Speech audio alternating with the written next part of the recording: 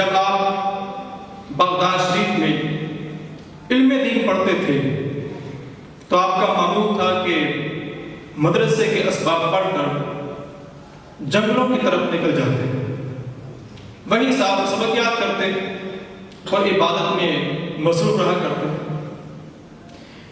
اسی زمانے کی بات ہے کہ ایک روز حضور غوث اعظم شیخ عبد القادر جیلانی رحمۃ اللہ تعالیٰ نے کسی غار کے قریب ایک پتھر پر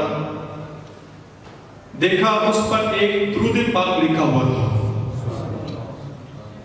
ساتھ ہی یہ بھی لکھا تھا کہ یہ درود پاک جو پتھر پر لکھا ہے اسے ایک مرتبہ پڑھنے سے 50,000 درود شریف پڑھنے کا ثواب ملتا ہے۔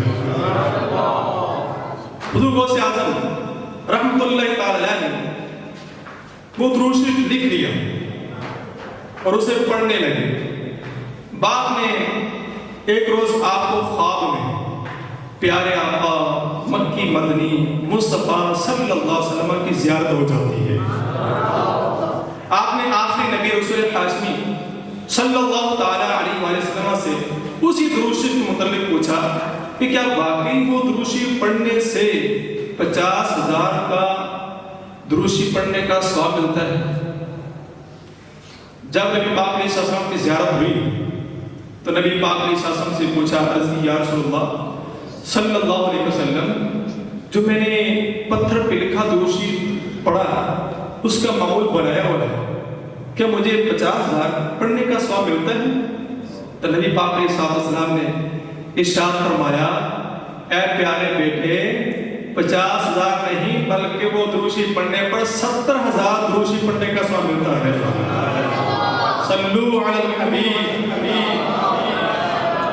اس سے پتہ چلا کہ بزرگان دین اور حضور غوث اعظم رضی اللہ تعالیٰ عنہ درود شریف پڑھا کرتے تھے اور اپنی زندگی کا معمول بنایا ہوا تھا، لہذا ہمیں بھی چاہیے کہ ہم بھی اپنے پیارے آقا نبی رحمت صلی اللہ علیہ وسلم کی بارگاہ میں درود شریف کے نذرانے پیش کیا کریں۔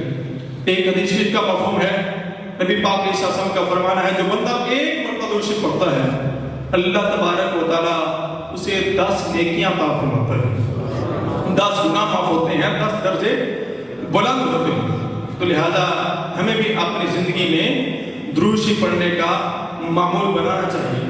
حضور غوث اعظم شیخ عبد القادر جیلانی رحمۃ اللہ تعالیٰ کا ایک فرمان ہے، آپ فرماتے ہیں، اے امت محمد اللہ پاک کا شکر کیا کرو کہ پہلی امتیں جتنا عمل کرتی تھیں اللہ پاک ان کی نسبت تم سے تھوڑے عمل پر ہی راضی ہو جاتا ہے۔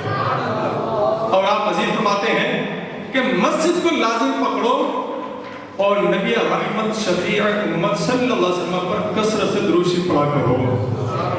لہذا جس نے بھی جو مقام پایا ہے، جو مرتبہ پایا ہے، وہ اللہ تبارک و تعالیٰ کی عبادت کے ساتھ ساتھ ریاضت و مجاہدات کے ساتھ ساتھ انہوں نے نبی پاک علیہ السلام کی ذات پر کثرت سے درود شریف پڑھ کے مرتبے حاصل کیے ہیں۔ نبی پاک علیہ السلام کا یہ پیارا بیٹا، لاڈلا بیٹا حضور غوث اعظم رضی اللہ تعالیٰ عنہ، آپ کی بہت ساری باتیں آج کے بیان میں ہوں گی۔ ایک بات آپ کے سامنے عرض کرتا ہوں، آپ کے کرامت کی کہتے ہیں، اور اس سے یہ پتہ چلتا ہے کہ اللہ تبارک و تعالیٰ نے اپنے نیک بندوں کو، اولیاء کو اللہ نے غیب کا علم بھی عطا فرمایا ہوتا ہے۔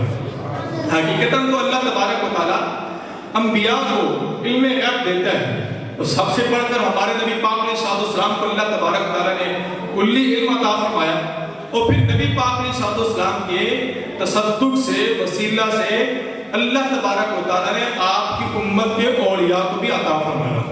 حضرت احمد بن مبارک رحمۃ اللہ تعالیٰ آپ بیان فرماتے ہیں کہ ایک دن حضور غوث اعظم شیخ عبد القادر جیلانی رحمۃ اللہ تعالیٰ اپنے جو ایک شاگرد کو جو کن ذہن تھا اس کو بڑی محنت سے سبق پڑھا رہے تھے، اس کو سبق یاد کرا رہے تھے۔ اسی دوران ابن سمحل رحمۃ اللہ تعالیٰ بھی وہاں پہنچ جاتے ہیں۔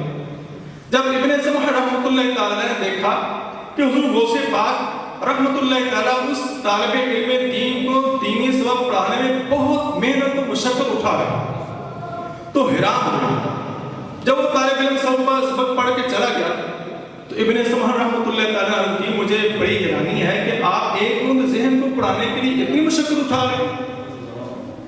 اس پر غوث پاک رحمۃ اللہ تعالیٰ نے فرماتے ہیں کہ اس کے ساتھ میری محنت و مشقت کے دن ایک ہفتے سے بھی کم رہ گئے۔ ایک ہفتہ بنا گزرا کہ اس بیچارے کا طالب علم دین کا انتقال ہو جاتا ہے۔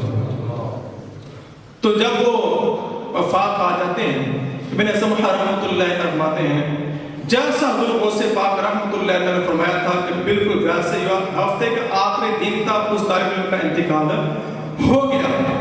اب یہ بات ہے کہ یہ تو کل کے بارے میں جہاں وہ بتانا کہ علم غیب کی بات ہے، غیب کی بات ہے کہ کل ہمیں نہیں پتا ہمارے ساتھ کل کیا ہو، ہمیں نہیں پتا کل ہم کہاں، ہمارا اچانک کہاں سفر ہو جائے گا، ہمیں کوئی پتا نہیں، ہمیں دوسرے کے بارے میں کوئی پتا نہیں کہ ہمیں کل اس کے ساتھ کیا ہونے والا ہے، ہمیں کوئی پتا نہیں۔ لیکن نبی پاک علیہ الصلوۃ والسلام کے اس پیارے بیٹے حضرت سیدنا شیخ عبد القادر جیلانی رحمۃ اللہ تعالی علیہ کو اللہ تبارک و تعالی نے بتا دیا کہ اس آپ کے پیارے کن ذہن شاگرد کا ایک ہفتے کے اندر انتقال ہو جائے گا۔ اس سے پتا چلا کہ علم غیب اللہ تبارک تعالیٰ اپنے نیک بندوں کو عطا فرماتا ہے۔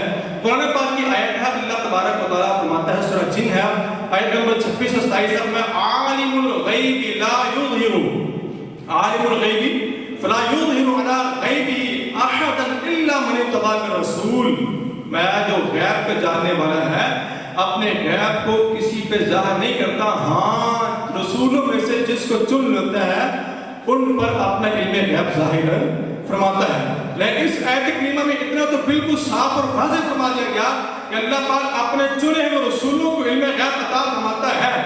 آئمہ کرام اس آیت کریمہ کے تحت فرماتے ہیں علم غیب دو طرح کا ہے، ایک خاص علم غیب یہ صرف انبیاء کرام علیہ السلام کو عطا کیا جاتا ہے، اور دوسرا وہ علم غیب جو رسولوں کے ساتھ خاص نہیں بلکہ اللہ پاک انبیاء کرام علیہ السلام کے واسطے یا بذریعہ الہام اولیاء کرام کے دل میں بعض غیب کی باتیں ڈال دیتا ہے۔ لہذا اس سے پتا چلا کہ اللہ تبارک و تعالیٰ اپنے رسولوں کو علم غیب عطا فرماتا ہے اور اپنے رسولوں کے واسطہ سے اپنے نیک بندے اولیاء کو بھی علم غیب عطا فرماتا ہے۔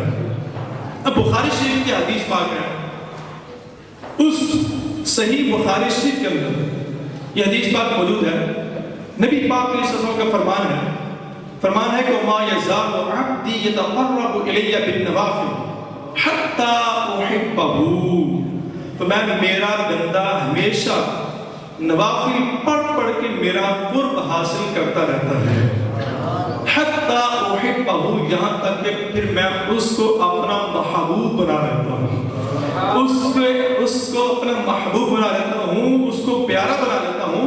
فرمایا نبی پاک علیہ السلام نے کہ اللہ تعالیٰ فرماتا ہے فَإِذَا أَحْبَبْتُهُ، جب میں اس کو اپنا محبوب بنا لیتا ہوں، كُنْتُ سَمْعَهُ الَّذِي يَسْمَعُ بِهِ، میں اس کے کان بن جاتا ہوں جن کانوں کے ذریعے وہ سنتا ہے، وَبَصَرَهُ الَّذِي يُبْصِرُ بِهِ، اور میں اس کی آنکھیں بن جاتا ہوں جس کے ذریعے وہ دیکھتا ہے۔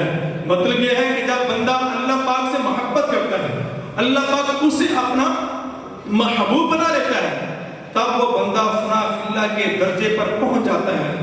اب اس کے اعضاء میں خدائی یعنی اللہ پاک کی دوئی خاص طاقتیں کام کرتی ہیں، اور انہی اعضاء میں ایک آنکھ بھی ہے۔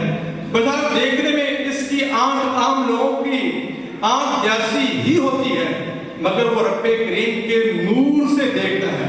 ذرا اندازہ کیجئے ہم جیسے عام لوگوں کی آنکھ کا کتنا کمال ہے، ہم آنکھ اٹھائیں تو ہماری نظر لمحہ بھر میں آسمان تک پہنچ جاتی ہے، ہماری نگاہ لمحہ بھر میں کیا آسمان تک پہنچ جاتی ہے۔ تو غور فرمائیے اللہ پاک کے محبوب بندے اس کے اولیاء کاملین جو آنکھ کی خوبی سے نہیں بلکہ رب کے دیے نور سے، اللہ پاک کی عطا کردہ طاقت سے دیکھتے ہیں۔ جب وہ نگاہیں اٹھاتے ہیں تو ان کی نگاہ کہاں تک پہنچتی ہوگی؟ ہماری نگاہ پلک جھپکنے کی دیر میں آسمان تک پہنچ جاتی ہے، تو یقیناً جو نور خدا سے رب کریم کی عطا کی ہوئی خاص طاقت سے دیکھی، اس کی نگاہ صرف آسمان تک نہیں ٹھہرتی بلکہ آسمان سے پاک لوح محفوظ تک بھی جا پہنچتی ہے۔ ترمذی شریف کی حدیث پاک ہے، نبی پاک علیہ السلام نے ارشاد فرمایا اتقوا فراست المؤمن فإنه ينظر بنور اللہ، فرمایا مومن کی فراست سے ڈرو کہ وہ بندہ مومن اللہ پاک کے نور سے دیکھتا ہے۔ لہذا اس سے معلوم ہوا کہ بظاہر ہم دیکھنے میں اللہ کے نیک بندے اولیاء اور ہم دیکھنے میں ایک جیسے لگتے ہیں، ان کے کان آنکھیں وغیرہ سب ایک جیسی، لیکن وہ عبادت کر کے ریاضت و مجاہدہ کر کے اس درجے پر پہنچ جاتے ہیں کہ اللہ تبارک و تعالیٰ ان میں ایسی قوت، ان کے کانوں میں، ان کی آنکھوں میں ایسی قوت پیدا فرما دیتا ہے، وہ کچھ سن سکتے ہیں جو ہم سن سکتے نہیں ہیں، وہ کچھ سے دیکھ سکتے ہیں جو ہم دیکھ سکتے نہیں ہیں۔ اس حدیث پاک میں نبی پاک علیہ السلام نے فرمایا کہ مومن کی فراست سے ڈرو، مومن کی، یہاں مومن سے مراد ولی کامل، اس کی فراست سے ڈرو۔ فراست کیا ہوتی ہے؟ ملا علی قاری رحمۃ اللہ تعالی علیہ اس فراست کے حوالے سے فرماتے ہیں کہ الفراست علم ینکشف من الغیب بسبب تفرس آثار الصور، فرمایا کہ فراست ایک ایسا علم ہے جس کے ذریعے غیب کی باتیں منکشف ہوتی ہیں۔ کیسے؟ کہ جب بندہ سامنے کوئی آتا ہے، اس کی جو صورت ہوتی ہے، اس کی صورت کے اندر کچھ نشانیاں ہوتی ہیں، اس کی صورت میں کچھ نشانیاں ہوتی ہیں جو آگے کی خبر دیتی ہیں۔ اللہ تبارک و تعالیٰ نے اپنے نیک بندے کو ایسا علم عطا فرمایا ہوتا ہے، وہ صورتوں کے اندر چھپی نشانیوں کو دیکھ کے مستقبل کی خبریں جان لیتا ہے۔ اور اسی لیے جہاں دوسرا ترمذی شریف کی شرح قوت المقتضی میں اس حوالے سے وضاحت کی کہ فراست اور الہام میں کیا فرق ہے۔ ایک ہوتا ہے فراست، ایک ہوتا ہے الہام۔ فراست اور الہام میں کیا فرق ہوا؟ فراست وہ ہوئی کہ جو صورتوں کو دیکھ کے بندہ آگے والی خبریں جان لیتا ہے، اور الہام کے حوالے سے فرماتے ہیں الہام ہوتا ہے جس کا تعلق ڈائریکٹ دل سے ہوتا ہے۔ وہ الہام میں آگے کے معاملات کو جاننے میں کسی ظاہری سبب کا محتاج بندہ نہیں ہوتا ہے، بلکہ الہام میں اللہ تبارک و تعالیٰ بندے کے دلوں میں غیب کی باتیں ڈال دیتا ہے۔ تو اس وجہ سے فرماتے ہیں فَيَعْلَمُونَ أَحْوَالَ بَعْضِ النَّاسِ بِنَوْعٍ مِّنَ الْكَرَامَاتِ، فرمایا وہ بعض لوگوں کے حالات کو اللہ کے نیک بندے الہام کے ذریعے جان لیتے ہیں۔ ان کا الہام کے ذریعے جاننا یہ ان کی کرامات میں شمار ہوتا ہے۔ ادھر بھی نگاہ کرم غوث اعظم، ادھر بھی نگاہ کرم غوث اعظم، کرو دور رنجو علم غوث اعظم، ہے گردن میں تیری غلامی کا پٹا، ہے گردن میں تیری غلامی کا پٹا، تجھی سے ہے میرا برم غوث اعظم، تیرا ہوں میں تیرا، تیرا ہوں میں تیرا، میرے اس کہے کا سرے حشر رکھنا برم غوث اعظم۔ یہ حضور غوث اعظم رحمت اللہ تعالی کی جب اس سے ہم پتہ لگا سکتے ہیں کہ جب ایک عام مومن کی فراست اتنا کام کرتی ہے، ایک عام اللہ کے ولی کی فراست اتنا کام کرتی ہے کہ نبی پاک علیہ السلام کے فرمان کے مطابق وہ غیب کی خبریں بعد کی جان سکتے ہیں، تو پھر جو غوث اعظم ہے، جو غوث الاغیاث ہے، جو قطب الاقطاب ہیں، اللہ تبارک و تعالیٰ نے ان کو کتنی فراست اور کتنی بصارت اور کتنے سماعت عطا فرمائی ہوگی۔ چونکہ آج کا ہمارا ہفتہ وار سنت و برا بیان عنوان ہے اس کا کہ غوث پاک کی ایمان افروز بیانات۔ حضور غوث اعظم رحمت اللہ تعالیٰ کے دل میں اصلاح امت کا بہت درد تھا۔ اب دیکھیے نا، جو ہم نے پہلے حکایت پڑھی کہ طالب علم دین جو کن ذہن تھا بظاہر، اس کو جو ہے وہ پڑھانے میں محنت مشقت اٹھائی، اور یہ نہ کہا کہ یہ بیچارہ کن ذہن ہے۔ اور دوسری یہ بھی بات کہ اب یہ تو فوت ہونے والا ہے، اب جو بندہ فوت ہونے والا ہے علم دین حاصل کرے گا تو اس کے علم سے لوگ کیا استفادہ کریں گے، کیا فائدہ ہوگا؟ لیکن حضور غوث اعظم رحمۃ اللہ تعالی نے اگرچہ ایک ہفتہ اس کی زندگی رہ گیا، لیکن آپ نے اس کو علم دین پڑھانا چھوڑا نہ۔ وجہ اس لیے کہ اگر اس کو علم دین پڑھانا چھوڑ دیا، یہ ایک ہفتہ یہ ویسے ہی رہے گا۔ علم دین حاصل کرنے کی جو نیکی ہے، جو فضیلت ہے، جو مقام ہے، جو مرتبہ ہے، اس کو حاصل کیے بغیر ہی رہے گا۔ لہذا غوث اعظم رحمۃ اللہ تعالی نے کیا کیا، پھر اس اگرچہ کن ذہن تھا وہ طالب علم، آپ نے اس کو علم دین پڑھانا چھوڑا نہ۔ تو لہذا یہاں سے ان اساتذہ کرام کے لیے سبق ہے کہ جو بعض طلباء کو کن ذہن سمجھ کر اتنی توجہ نہیں دیتے، جو زیادہ ذہین ہوتے ہیں کلاس میں، ان کی طرف ان کی توجہ زیادہ ہوتی ہے، ان کو فوکس زیادہ کیا کرتے ہیں۔ لہذا وہ اساتذہ کرام چاہے وہ دنیاوی تعلیم میں ہوں یا دینی تعلیم میں ہوں، ان اساتذہ کرام کے لیے غوث پاک رحمۃ اللہ تعالی کی اس بات میں سبق ہے کہ کن ذہن بھی طالب علم ہو، اس کو پیچھے نہیں ہٹانا چاہیے، اس کے لیے بھی ویسے ہی محبت ہونی چاہیے جیسے ایک ذہین طالب علم کے لیے محبت ہوتی ہے۔ اسی طرح حضور غوث اعظم رحمۃ اللہ تعالی آپ کے ایک فرمان، آپ نے فرمایا کہ آپ نے اپنے مدرسے میں ازمائش کے موضوع پر آپ نے گفتگو کی، ازمائش کے موضوع پر۔ اس دوران آپ نے فرمایا، میں اگر تم میں سے کسی کا بیٹا کافروں کے ہاتھ قیدی ہو، اگر تم میں سے کسی کا بیٹا کافروں کے ہاتھ قیدی ہو تو کیا تم اسے چھڑانے کی کوشش نہیں کرو گے؟ یقیناً آدمی کرے۔ تو فرمایا، ایک عارف یعنی اللہ کی پہچان رکھنے والا کامل مسلمان ایسا ہی ہوتا ہے، تمام مخلوق اس کے لیے اولاد کی طرح ہے، اور وہ انہیں نفس و شیطان کی قید سے چھڑانے کی کوشش کرتا رہتا ہے۔ یعنی کیا فرمایا کہ آپ نے جیسے کسی کا بیٹا کافروں کی قید میں ہو تو باپ کو چین نہیں آتا جب تک کافروں کی قید سے چھڑانا ہے۔ تو فرمایا ایک اللہ کے ولی کے لیے، ایک اللہ کے عارف بندے کے لیے ساری مخلوق ایسے اولاد کی طرح ہوتی ہے، اس کے سامنے وہ اولاد نفس اور شیطان کے قید خانے میں ہوتی ہے، جکڑی ہوتی ہے۔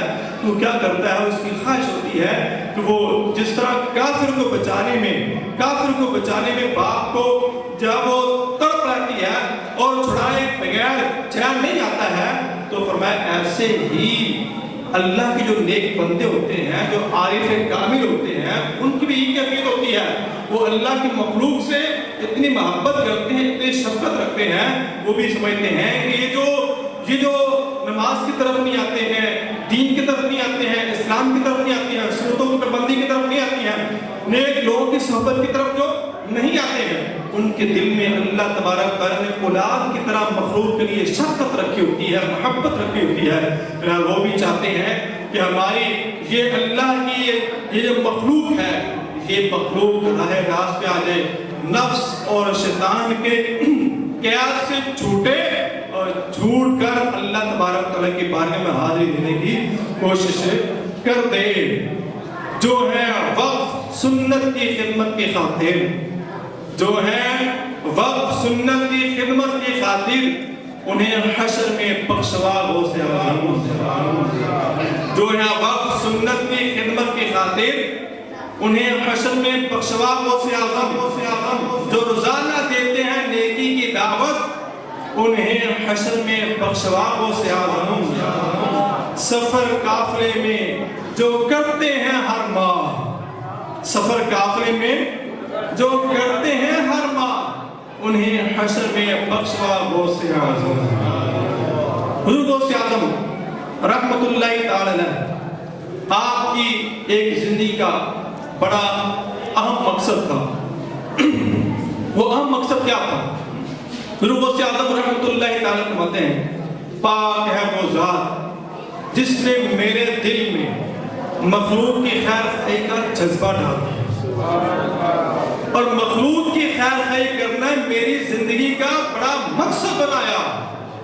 بے شک میں تمہیں نصیحت کرنے والا ہوں، میں اس پر تم سے کوئی جزا نہیں چاہتا، میری خواہش اسی میں ہے کہ تم کامیاب ہو جاؤ، اگر تم ہلاک ہوئے تو مجھے غم ہوگا، مجھے غم ہوگا۔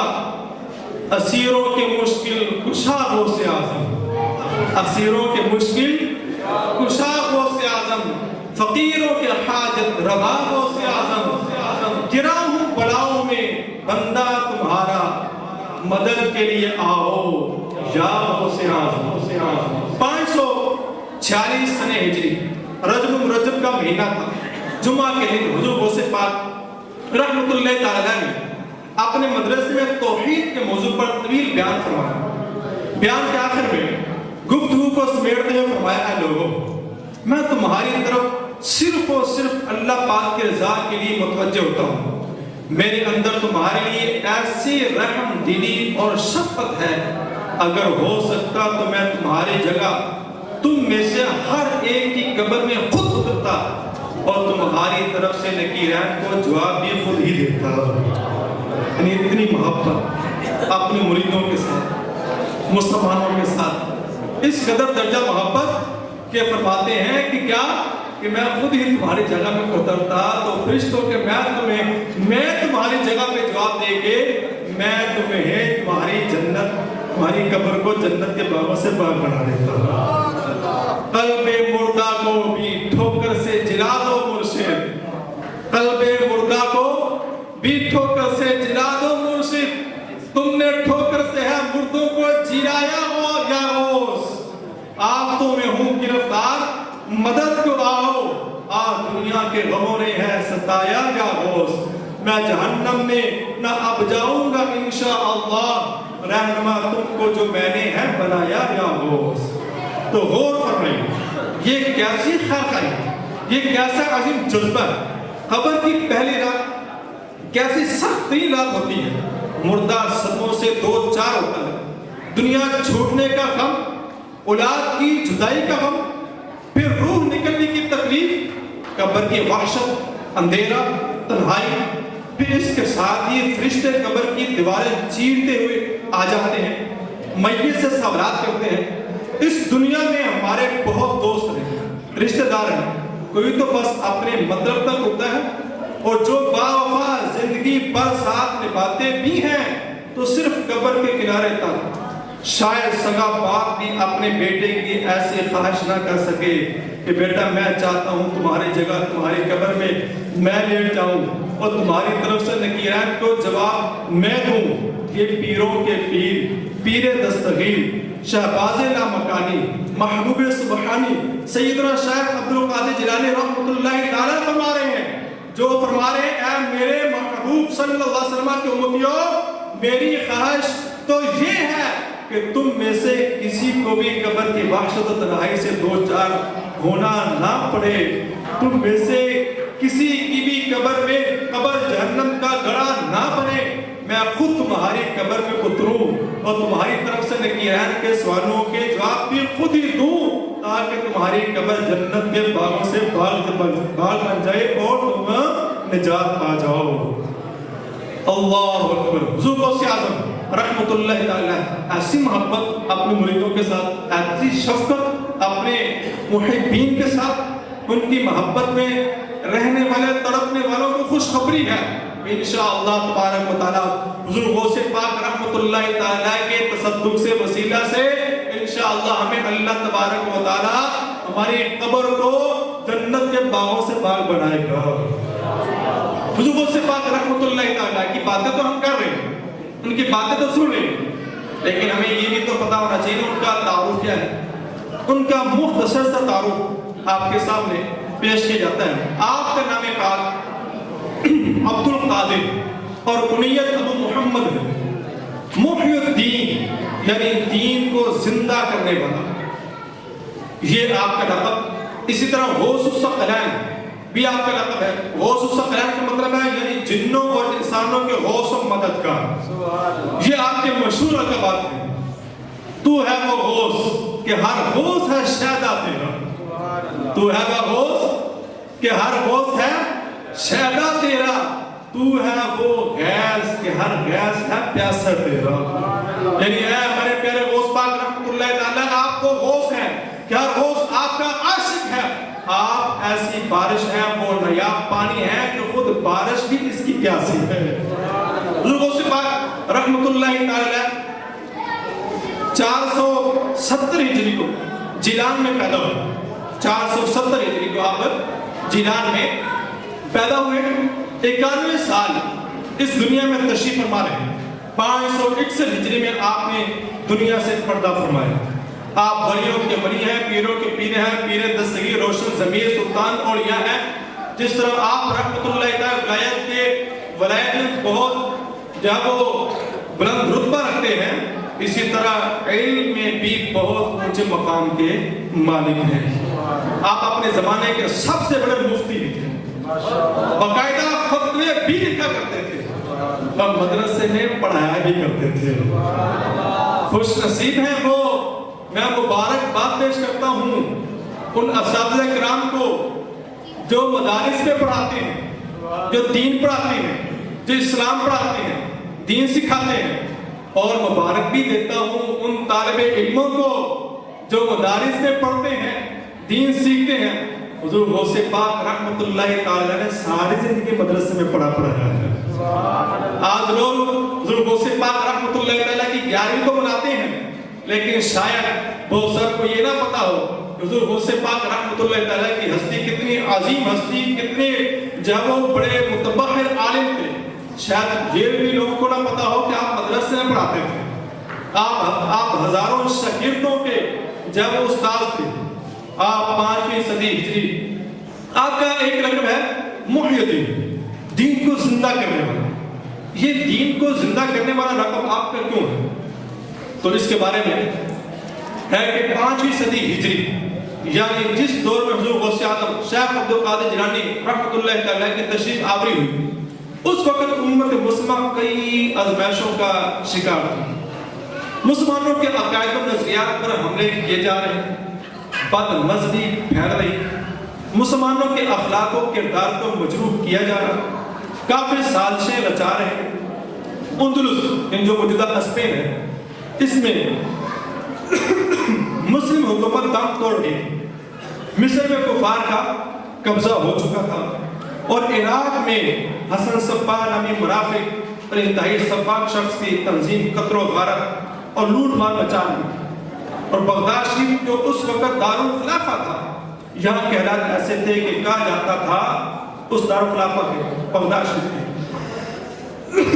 حالات ایسے تھے کہ قارون لو حل بها جازت علیہ صدقہ، کہ اگر بغداد شریف میں اگر قارون جس کے خزانے کا قرآن میں ذکر کیا گیا، جس کے خزانوں کا ذکر قرآن میں ہے کہ اس کی چابی اٹھانے کے لیے اونٹ ہوا کرتے تھے، تو میں اگر اتنا مالدار قارون بغداد شریف میں ہوتا وہ بھی کنگال ہو جاتا، وہ بھی کنگال ہو جاتا، اور اس کو زکوٰۃ دینا جائز ہو جاتا۔ یعنی اتنا سخت جو وہ معاملہ تھا، یعنی قارون جیسا نہیں کہ بے شخص اگر بغداد میں رہائش اختیار کرے تو وہاں کے حالات مہنگائی اور اخراجات کی وجہ سے اتنا کنگال ہو جائے کہ اس کو بھی صدقہ زکوٰۃ لگ سکے گی۔ حضور غوث پاک رحمۃ اللہ تعالیٰ نے ایسے نازک حالات میں دین کی خدمت کی، امت مسلمہ کو کی ڈوبتی کشتی کو سہارا دیا، دین کے اصل تعلیمات کو زندہ کیا، اور مسلمانوں کے اخلاق و کردار میں قرآن و سنت اور دینی تعلیمات کو نور بھر دیا۔ آپ کی انہی خدمات کی وجہ سے آپ کو محی الدین یعنی دین کو زندہ کرنے والا کہا جاتا ہے۔ حضور غوث پاک رحمۃ اللہ تعالیٰ کا اخلاص، آپ کے بیٹے ہیں عبد الوہاب رحمۃ اللہ تعالیٰ، وہ تھے جو باقاعدہ کاغذ قلم لے کر آپ کے فرامین و ارشادات لکھا کرتے تھے. اور شیخ کیمانی عمر کیمانی رحمۃ اللہ تعالیٰ فرماتے ہیں کبھی ایسا نہ ہوا کہ آپ نے بیان فرمایا اور محفل میں سے کس نے توبہ نہ کی، اور آپ کا بیان سن کر لازمی کوئی نہ کوئی شخص توبہ کرتا، غیر مسلم کلمہ پڑھ کے مسلمان ہو جاتا. اور غوث پاک رحمۃ اللہ فرماتے ہیں میرے ہاتھ پر 5000 سے زیادہ غیر مسلموں نے اسلام قبول کیا ہے اور 1 لاکھ سے زیادہ گناہ گاروں نے توبہ کی ہے. اور آپ کے بیان سننے میں جو لوگ موجود ہوتے ہیں 70,000 کا مجمع ہوتا ہے. 70,000 کا مجمع. آپ یہاں 70,000 کا مجمع ہو، لاؤڈ اسپیکر بھی نہ ہو، 70,000 کے مجمع میں گفتگو کرنا پھر سب تک آواز پہنچانا، یہ کیسے ممکن ہے؟ یہ علماء کرام فرماتے ہیں یہ حضور غوث پاک رحمۃ اللہ تعالیٰ کی کرامت تھی کہ جیسے ہمارے نبی پاک علیہ السلام کی کرامت جب معجزہ تھا کہ آپ گفتگو فرماتے تو جیسا آپ کے پاس بالکل قریب بیٹھا ہوا جتنی آواز میں سنتا تھا اور سمجھتا تھا بالکل ایسے آخر میں بیٹھا ہوا بھی اتنی آواز میں سنتا تھا اور سمجھتا تھا. سبحان اللہ.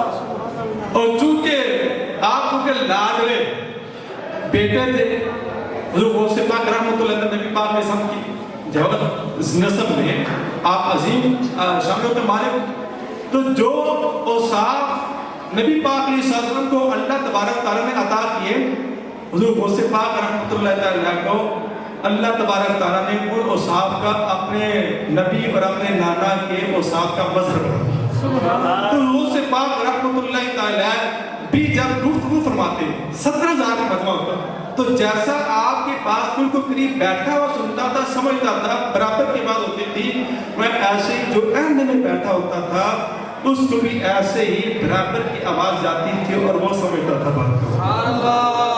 یہ حضور غوث پاک رحمۃ اللہ تعالیٰ کی کیا تھی؟ کرامت تھی.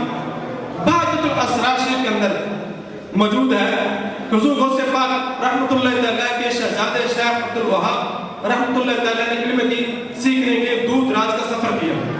کافی عرصہ تک آپ علم دین سیکھتے رہے.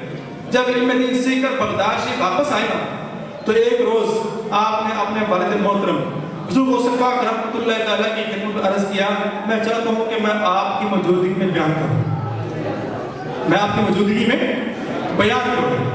غوث پاک رحمۃ اللہ تعالیٰ نے اجازت فرما دی. چنانچہ جب محفل پاک سجی لوگ جمع ہو گئے، شیخ عبد الوہاب رحمۃ اللہ تعالیٰ فرماتے ہیں میں نے بیان شروع کیا. والد محترم حضور غوث پاک رحمۃ اللہ تعالیٰ کی تشریف فرماتے ہیں. میں نے بہت سارے علمی نکات بیان کیے، اپنے طور پر بہت اعلیٰ خطاب کیا، مگر عجیب بات تھی کہ اتنی اعلیٰ علمی گفتگو سن کر بھی نہ کسی کا دل نرم ہوا نہ کسی کے آنکھ سے آنسو بہے. اتنی اعلیٰ میں نے گفتگو کی، علمی گفتگو کی. خیر مطلب میں نے اپنا بیان مکمل کیا. اب والد محترم حضور غوث پاک رحمۃ اللہ تعالیٰ منبر پر تشریف لے آئے. آپ نے بیان شروع کیا. آپ نے صرف اتنا ہی کہا کنت صائما امسی، میں نے کل روزہ رکھا تھا. یہ بس جملے بولے کہ میں نے کل روزہ رکھا تھا. آپ کے پاس انہی الفاظ میں ایسی کمال تاثیر تھی کہ پورے مجمع پر رکعت طاری ہو گئی اور عجیب روحانی کیفیت چھا گئی. میں بڑا حیران تھا کہ میں نے بڑی بڑی تحقیقات پیش کی لوگوں پر ان کا کوئی اثر نہ ہوا. والد صاحب نے بس اتنا ہی کہا کہ میں نے کل روزہ رکھا اور محفل کا رنگ ہی بدل گیا. آخر اس نے راز کیا ہے؟ فرماتے ہیں والد محترم نے میری حیرانی دور کرتے فرمایا بیٹا تم اپنی طرف سے تقریر کر رہے تھے، تم اپنے معافی ضمیر بیان کر رہے تھے، مگر میں اپنی طرف سے نہیں بولتا بلکہ وعزت العزیزی ما تکلمت حتی قیل لی بحقی علیکہ تکلم یسکم انکا. کیا باتیں میں جو گفتگو کرتا ہوں اللہ رب العزت کی قسم میں اپنی مرضی سے کچھ نہیں بولتا، یہاں تک کہ مجھ سے کہا جاتا ہے اے عبد القادر تم پر ہمارا جو حق ہے اس حق کی وجہ سے کلام کرو، گفتگو کرو، تمہاری بات سنی جائے گی۔ نعرہ تکبیر، نعرہ رسالت، نعرہ تحقیق، نعرہ حیدری، فیضان غوث اعظم۔ جو غوث اعظم رحمت اللہ، اس کا مطلب کیا ہوا کہ علم کے ساتھ عمل ہونا بہت ضروری ہے، اور علم پر عمل ہو اخلاص کے ساتھ تو اللہ تبارک تعالیٰ زبان میں تاثیر پیدا کرتا ہے۔ خالی علم ہی کافی نہیں، بلکہ علم کے اوپر عمل کا ہونا بہت ہی ضروری ہے۔ تو کیا یہ شان ہے غوث پاک رحمۃ اللہ تعالیٰ کی کہ آپ کے بیان میں کتنا اخلاص اور کتنی للہیت تھی۔ ایک طرف بڑی بڑی علم تحقیقات بیان ہو رہی ہیں، کمال کے علمی نکات بیان کیے جا رہے ہیں، مگر مجمع پر رکت داری نہ ہوئی، نہ محفل کا رنگ بدلا۔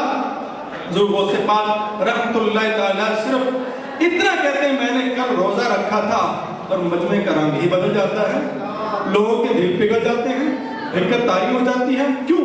آخر راز کیا ہے؟ راز یہی ہے، حضور غوث پاک رحمۃ اللہ تعالیٰ خود بولتے نہیں بلکہ اللہ پاک کے حکم پر عمل کرتے ہیں، اس کی رضا کے لیے بیان فرماتے ہیں۔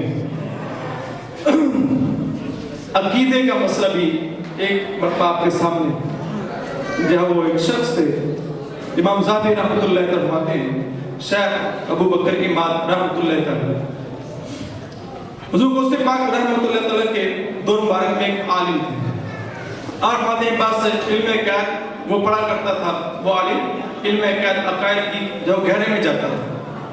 ایک مرتبہ یوں ہوا کہ ایک کسی اسلامی عقیدے کے متعلق نا جب وہ ان کے دل میں جب شکوک و شبہات اطمینان نہیں ہوگا، بلکہ یہ شیخ ابو بکر امام خود ہی اپنا قصہ بیان کرتے ہیں، مطلب میرے دل میں جہاں وہ بڑے شکوک و شبہات تھے، اور قرآن و حدیث کچھ بتاتے تھے اور میری عقل میں کچھ آتا تھا، دماغ کام نہیں کر رہا تھا، بڑی جب وہ پریشانی تھی، میں بھی اطمینانی اور شک کی کیفیت میں دن گزار رہا تھا۔ اسی دوران ایک روز حضور غوث اعظم شیخ عبد القادر جیلانی رحمۃ اللہ تعالیٰ مدرسے کے قریب سے گزر ہوا، میں نے سن رکھا تھا کہ حضور غوث پاک رحمۃ اللہ تعالیٰ دل کی باتیں جان رہے تھے۔ جب میں مدرسے میں داخل ہوا، حضور غوث پاک رحمۃ اللہ تعالیٰ بیان فرما رہے تھے، مجھے دیکھ کے آپ نے اپنا بیان کا موضوع بدل دیا، اور وہی مسئلہ جو مجھے سمجھ نہیں آ رہا تھا، جس عقیدے کے متعلق میں شک میں مبتلا تھا، غوث پاک نے اس مسئلے کا حل بتاتے ہوئے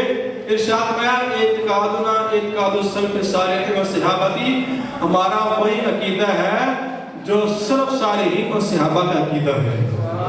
ماتے ہیں بس ابو بکر امام ماتے ہیں کہ میں نے گمان کیا کہ حضور غوث پاک نے یوں ہی اتفاقی جملہ بول دیا ہے، آپ کو میرے دل کا حال معلوم نہیں ہے۔ غوث پاک رحمۃ اللہ تعالیٰ دوبارہ میری طرف متوجہ ہوئے، آپ کی بات میری طرف دیکھ کر فرمائے، اعتقاد السلف الصالح و صحابہ، ہمارا عقیدہ وہی ہے جو بزرگان دین اور صحابہ کرام کا عقیدہ تھا۔ ابو بکر امام فرماتے ہیں اب بھی مجھے یقین نہ آیا کہ میں نے خیال کیا کہ بیان کرنے والے دائیں بائیں دیکھتے رہتے ہیں، اس انداز میں آپ کی نظر مجھ پر پڑ گئی، ورنہ آپ میرے دل کا حال کہاں جان سکتے ہیں؟ چنانچہ حضور غوث پاک رحمۃ اللہ تعالیٰ تیسری بار میری طرف متوجہ میرا نام لے کے فرمایا، یا ابا بکر اعتقادنا اعتقاد السلف الصالح والصحابہ، اے ابو بکر ہمارا عقیدہ وہی ہے جو بزرگان دین اور صحابہ کرام کا عقیدہ ہے۔ سلطان ولایت غوث پاک، ولیوں پہ حکومت غوث پاک، باز خطابت غوث پاک، فانوس ہدایت غوث پاک، تاج شریعت غوث پاک، اے رب کی نعمت غوث پاک، اے رب کی نعمت غوث پاک، اللہ کی رحمت غوث پاک، اللہ کی رحمت غوث پاک، اے باعث برکت غوث پاک، اے صاحب عزت غوث پاک، اے بحر سخاوت غوث پاک، دریائے کرامت غوث پاک، فرماؤ حمایت غوث پاک، ٹل جائے مصیبت غوث پاک، سرتاپ شرافت غوث پاک، اے ماہ ولایت غوث پاک، ہو ہم پہ عنایت غوث پاک، ہو ہم پہ عنایت غوث پاک، ہو ہم پہ عنایت غوث پاک۔ اپنے بیان کو اختتام کی طرف لاتے ہوئے آخر میں ترغیباً جو ہمارے ہفتہ وار سنت و برائے اجتماع میں جو آخر میں 12 مدنی کاموں میں سے کسی ایک کام کی ترغیب دی جاتی ہے. 12 مدنی کاموں میں سے ایک مدنی کام مدنی قافلے کا سفر ہے. آج کے رسول کی دینی تحریک دعوت اسلامی فضان غوث پاک ہے، فضان خواجہ و رضا، بلکہ فضان اولیاء ہے. اولیاء کرام کی مبارک تعلیمات سیکھیں، ان کے نقش سیرت سے روشنی لے کر اپنی زندگی چمکانے، سینہ مدینہ بنانے، یعنی پیارے آقا مکی مدنی مصطفیٰ صلی اللہ علیہ وسلم کی محبت اور سنتوں کا پر عمل کا جذبہ بنانے کے لیے جو ہے وہ مدنی قافلے میں سفر اسلامی بھائیوں کو کرواتی رہتی ہے. تو آپ بھی دعوت اسلامی کے دینی ماحول سے وابستہ ہو جائیے اور 12 دینی کم میں بھی خوب بڑھ چڑھ کر حصہ لیجیے. انشاءاللہ الکریم دنیا آخرت کی بے شمار بھلائیاں نصیب ہوں گی. 12 مدنی کاموں میں سے ایک مدنی کام مدنی قافلے کا سفر ہے. اس ترغیب کے لیے ایک مدنی بہار ہے. ایک اسرائیل بھائی نے مدنی قافلے میں سفر کیا. اللہ تبارک تعالیٰ نے اس کو مدینے کی سفر کے سعادت عطا فرمائی. شیخ پورا پنجاب پاکستان کے ایک اسلامی بھائی کی تحریر کا خلاصہ ہے کہ الحمدللہ مجھے عمرہ شریف کرنے کا شرف ملا. وہاں اصول کے ایک قاری صاحب سے ملاقات ہوئی. انہوں نے بتایا میں نے دعوت اسلامی کے آج کے رسول کے ساتھ 3 دن کے مدنی قافلے میں سفر کی سعادت حاصل کی اور وہاں خوب رو رو کر مدینہ منورہ کی حاضری کے لیے دعا مانگی تھی.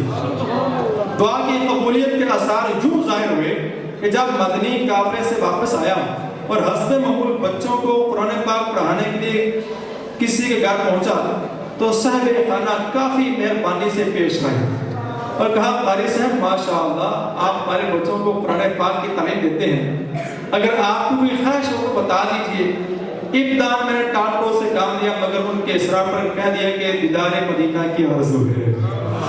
انہوں نے مجھے فوری طور پر اخراجات پیش کر دی اور یوں الحمدللہ مدنی قافلے میں دعا کرنے کے برکت سے ہم جیسے گناہگار اور غریب آدمی کو مدینہ منورہ کی حاضری کا شرف نصیب ہو. یہ الحمدللہ دعوت اسلامی جہاں بہت سے دینی کام کرتی ہے وہاں دنیا بھر میں سب سے بڑا جو آپ کا کام ہے دین کا، سارے کام عمدہ ہے، سارے کام آپ دعوت اسلامی کے عمدہ ہیں. جامعۃ المدینہ، مدرسۃ المدینہ، مدنی چینل اور مدینہ العلمیہ اور اسی طرح دارالافتاء بے شمار جو ہے وہ اس وقت الحمدللہ شعبہ جات قائم ہیں اور شعبہ جات میں دعوت اسلامی ٹیلی تھون کرنے جا رہی ہے. 13 نومبر 2022 بروز اتوار ٹیلی تھون کی یہ مہم عطیات کی مہم جو ہونے جا رہی ہے. تو آپ کی خدمت دین کے اس کام میں اپنا حصہ شامل کیجیے. خدمت دین کے تمام شعبہ جات کے جملہ اخراجات کے لیے دعوت اسلامی ٹرسٹ سے تعاون فرمائیں. 1 یونٹ 10,000 کا ہے، جو 1 یونٹ دے سکتے ہیں وہ 1 دیں، جو 12 دے سکتے ہیں وہ 12 دیں. جس کی جتنی ہمت ہے، جس کی جتنی توفیق ہے، بہرحال ٹیلی تھون میں حصہ ضرور شامل کیجیے.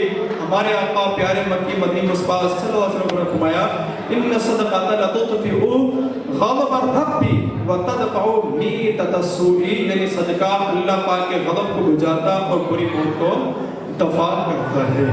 لہذا اس میں بھی اس کی دعوت کو بھی عام کریں اور کچھ نہ کچھ جو ہے وہ ہم سب مل کے جو بھی ہیں یہاں موجود آج کے اسلامی اجتماع میں موجود سب جو ہے وہ دوسروں کو ترغیب دلائیں اور خود بھی کوشش کریں کم از کم 1 منٹ یا جتنا بھی من پڑتا ہے آپ ضرور جو ہے وہ دعوت اسلامی کو جمع کرائیں.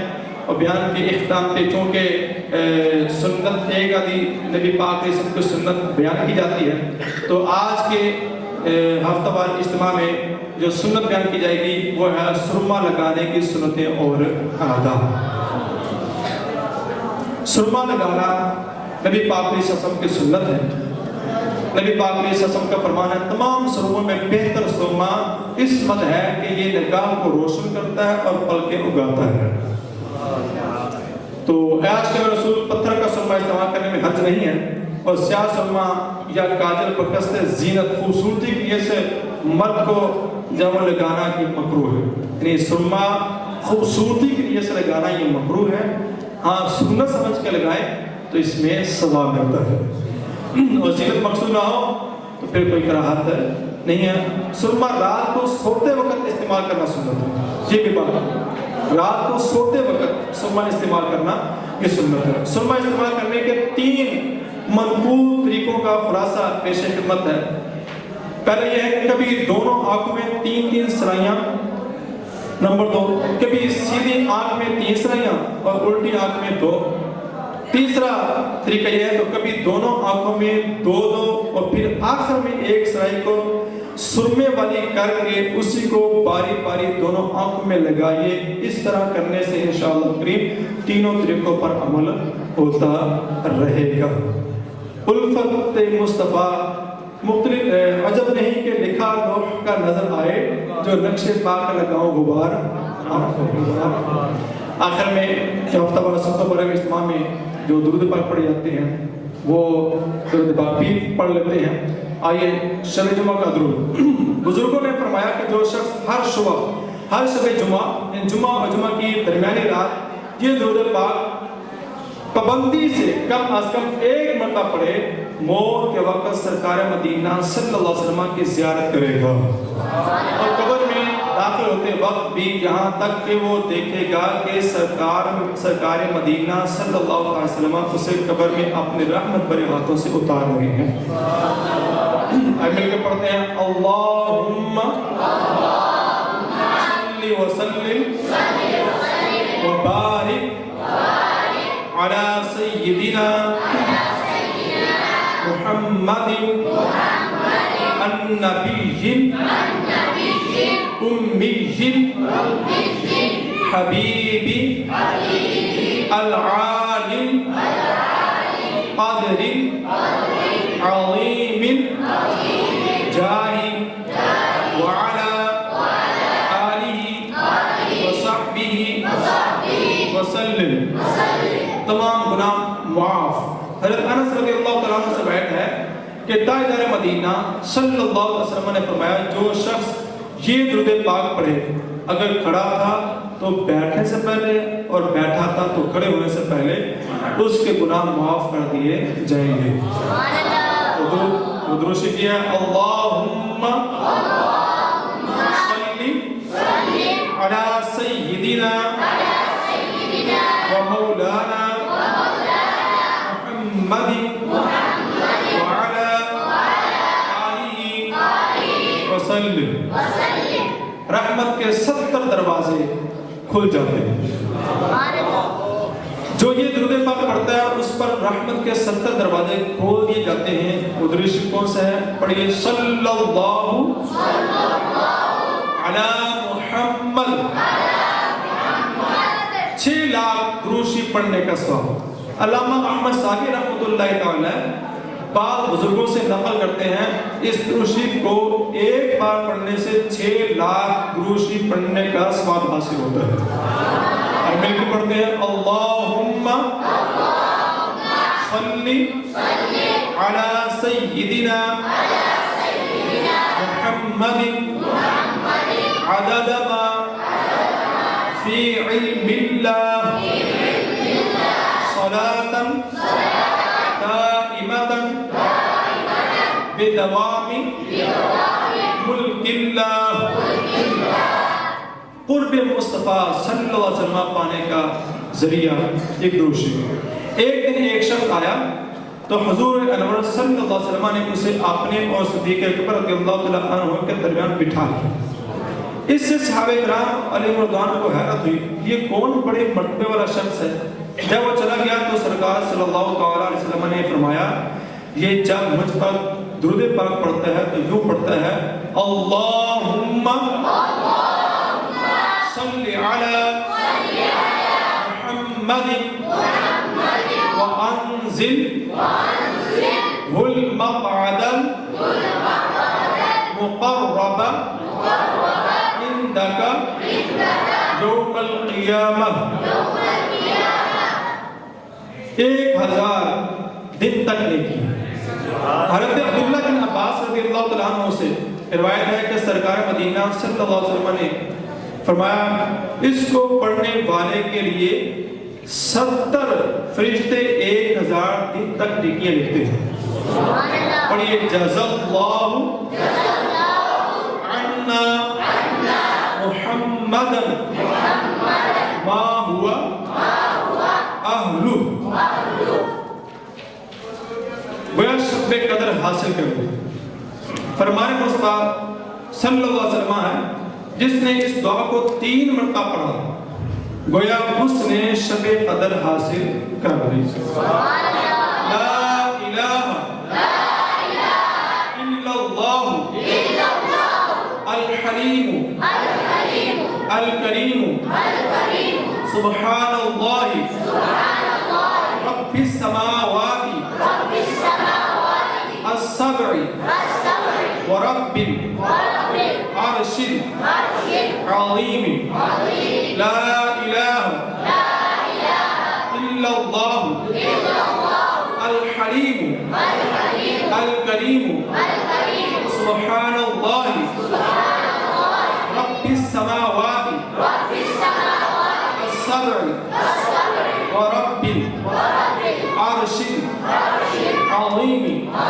لا الہ الا اللہ الحلیم الکریم سبحان اللہ رب السماوات السبع ورب العرش العظیم.